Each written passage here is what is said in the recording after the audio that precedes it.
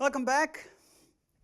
I hope you have all installed GHC and have played a little bit by typing in expressions. What we're going to do now is we're moving beyond simple expressions and see how we can load full Haskell programs into GHC. And in Haskell, programs are not called programs. Typically, Haskell people refer to their code as scripts. Because Haskell programs are maybe shorter than normal code. I just call it Haskell programs, but the Haskell parlance is scripts. Okay, so new functions, if you want to define a complete Haskell program, you define them in a text file that contains a list of function definitions. And this text file has a suffix .hs that indicates that that's a Haskell file. Just like an HTML file has an .html suffix, or CSS file has a .css suffix, or a Java file has a .java suffix. A Haskell file is called whatever .hs. Okay? So it's not mandatory, but it's useful that you can see when you list the files in your directory that you can see that this is a Haskell script. Now, when you are using GHC, what you do is you edit your script in one window using whatever editor of choice. And then whenever you make a change, you load the script into GHC and kind of start executing expressions. So that's the kind of workflow that we will be using for most of the course. So for simple things, that's what you do. Of course, when you're building commercial Haskell applications, this is not what you do. You will compile them into standalone executables. But for the purposes of this course, this is the workflow, okay? So we have the editor window open, we have GHCI interpreter open, and then we will load the scripts. So in this case, we will create a text file, test.hs, and in there we put two function definitions. The first one, double of x equals x plus x. That's what it promises. And then we can quadruple by calling double of x. Okay? So we save that file, and then we start GHCI and invoking it with test.hs.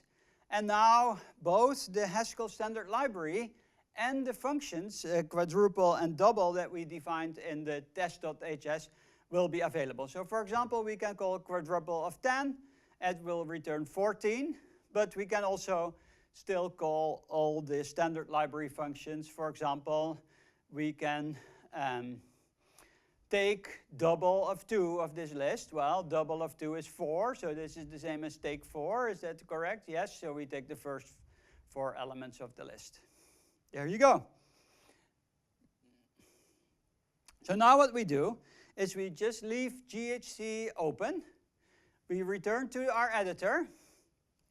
We add 2 new definitions. One is factorial, and the other one is average. And since we're starting here, I have to, we're using some syntax that we haven't introduced yet, so bear with me.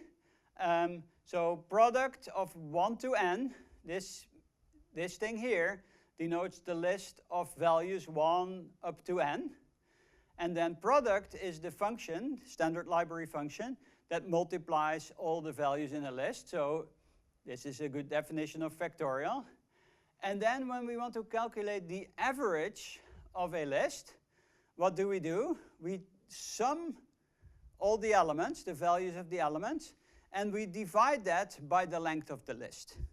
Now, of course, this is not a very smart implementation of average, but that doesn't matter. We're not here to define average. We're doing this to learn GHCI. But the thing that we're using here is this trick here in Haskell, is that when you put a function name between these single back quotes, it becomes an infix operator. Okay? So if you write x, back quotes, f, y, that's really just syntax sugar for f, x, y. Okay?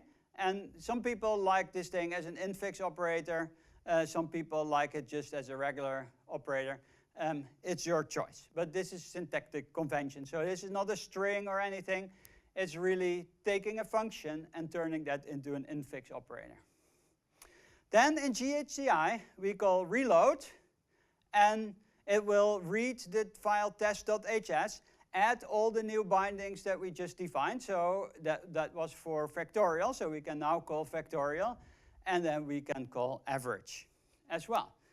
So, and here you see the workflow. So you have your GHCI open, your editor, you edit, you call reload, and then you can try your code out. A few syntactic things, oddities in Haskell. Functions and parameter names must begin with lowercase letters. Okay? So if you define a function, it must be, of any of this form. But you see any of these starts with a lowercase letter. And you can use regular quotes if you're kind of too lazy to invent a name. So that's something that I often miss in other languages where I just want to say x prime, x double prime, etc. Okay? And if you define a type has to start with an uppercase name. And that's the kind of reason. So in Haskell, the types and identifiers are in different namespaces, and that's determined by whether it starts with a lowercase or an uppercase identifier. So it can be confusing if you come from a different language like Java or C# or JavaScript. Then the other thing is that in Haskell, we use a kind of very mild form of Hungarian notation. So if a parameter has an s suffix, so for example, if you have a parameter named x's or n's or n's, that means a list of values of type x. And this is a list of values of type n. Sometimes the n doesn't correspond to the type name, but typically when you see an s at the end, you know that it's a list. And if there's two s's at the end, like here, you know that it's a list of lists. And that's convention. So if you want to look like a real Haskell programmer, you should always use this convention. When the parameter is a list, it always ends with s. And usually Haskell identifiers are short. So you don't call it elements, you call it x's. Another interesting thing that Haskell has in common with Python is that white space is significant. And the exact rules are quite subtle, but again, we are just, using Haskell in very simple ways. So this is kind of sufficient. So if you have a sequence of definitions like here, they all have to start in the same column. So you see here A, B, and C all start in the same column. In this case here, B has a space to the left of it. So now all these definitions don't start in the same column. That's wrong. Or in this case, C and A don't start in the same column as B. Also wrong. Okay? So white space is significant in Haskell. So make sure that all your definitions are lined up. This is called the layout rule. And the layout rule, again, is there to avoid writing unnecessary syntax. So Haskell folks like to write this. So A equals B plus C where, and then in the where clause you have a list of definitions that all start in the same column. And then D here starts in the same column as A. So that belongs to the same group as A. And you can write this with explicit curly braces and semicolons if you want to, but that looks a lot more verbose. Okay? So Haskell programmers like brevity, So they often use significant white space, and this looks a little bit like clowny. In the Haskell world, when you write code like this, people will kind of look like, didn't do enough wax on, wax off. All right. Here's some more GHC commands that are useful, and I really invite you to play around with it. And when you do the exercises for subsequent lectures, make sure that you leverage GHC or whatever other compiler you use to help you.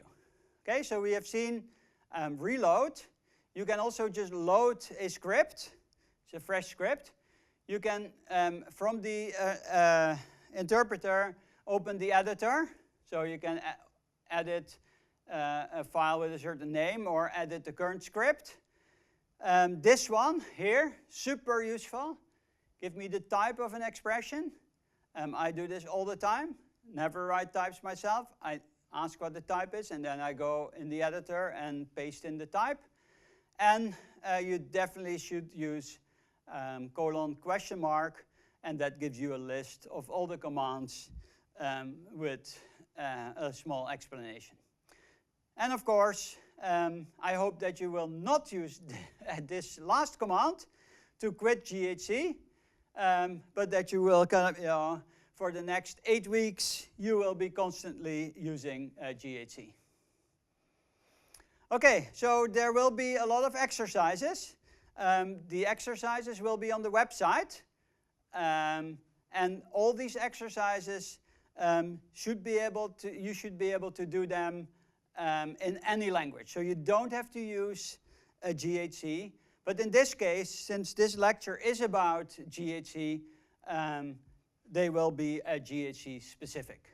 All right, but in general, as I said in the very first lecture, this is a course about functional programming. It's not a course about Haskell, and it's definitely not a course about GHC. But in this specific case, the exercises for this chapter, for this lecture, are on GHCI. Okay, happy hacking, and see you all next week.